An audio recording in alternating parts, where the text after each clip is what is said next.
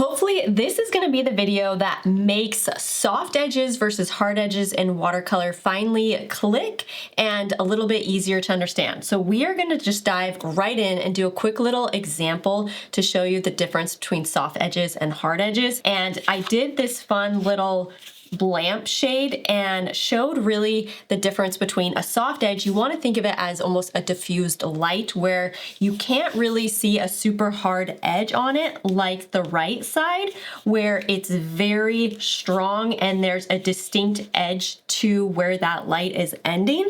So let's do this together and show you how to do a soft edge versus a hard edge. And I think using a lamp shade is such a fun way to kind of visually see it, and it also helps it kind of click and understand a little bit easier when I have done this in the past with students. So I'm doing a really simplified lamp shade. Just even do like a square. It doesn't have to be anything crazy. That's not the whole purpose of this. It's just to have this idea of how the light is going to be dispersed and how that relates to when we're doing our edges in watercolor. So for a soft edge, we are going to wet the paper first. So all I have is just water on my brush, and I'm gonna kind of come and put this over here. And then I'm gonna grab my yellow for my light.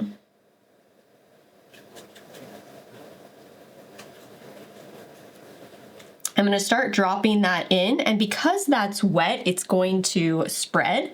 But what also is going to happen with having that already wet on the paper is it's going to help the edge stay soft. Now, as that starts to spread out and start to dry, it won't be as hard as if we're just going to do it on dry paper, which we'll do in a second with a hard edge. But I can even take that a step further. So with a soft edge, you can get a soft edge kind of two ways, and you can make it even softer. So the first is when you want a soft edge, you want to make sure that you wet the paper first, how we just did, because automatically if I put this same yellow on the other side without wetting the paper first, it's gonna stay exactly where I put it, and I'm gonna have a really hard edge because the paper wasn't wet to soften that. So let's go and do this really quick. So a hard edge, you're going to paint on dry paper, and wherever I put my paintbrush, my edge is going to stay. It's not going to spread out, it's not gonna go anywhere, and it's going to stay exactly where I decide to paint it. And you can see right now, I have a really nice hard edge on that. And so when you're doing a hard edge, you always wanna do dry paper. That is key if you want a hard edge. Now, hard edges usually come towards the end of a painting where you want more detail, and soft edges usually happen at the beginning of a painting because you want things to not be detailed yet and to kind of blend together more. And so with this soft edge on this side, you can tell it's already softer than over here because we wetted the paper, but now we can do a second thing to soften it even more, and that's by taking our brush, no paint on it, but just damp, not a ton of water. We don't want to introduce water into this. We just need a damp brush. And I can come and I can lightly go around the edge, take off a little bit of that paint because I'm grabbing a little, and again, come back with a damp brush, and I'm just going along the edge. And so because I'm just doing with a damp brush and coming along the edge, it's softening it even more. And so if you need a really, really soft edge, you can do a double team and wet your paper first and then come back with a damp brush, and you can see how that's just softening and getting lighter and lighter as we kind of pull it out, versus over here we have that hard edge. And so if you really want to make sure that it's completely dispersed, come back with a damp brush, and that will help kind of pull it out and disperse it even more. Now you can do multiple layers of all of these. So if I grab my blow dryer here, once that's dry, I can do another layer of both and just repeat the same process. So if I'm doing my hard edge, I can come back, grab my yellow once again, and do a hard edge right here.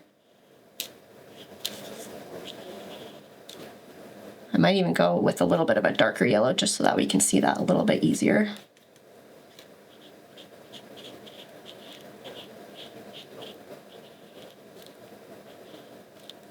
And I can keep going, I can bring that all the way down.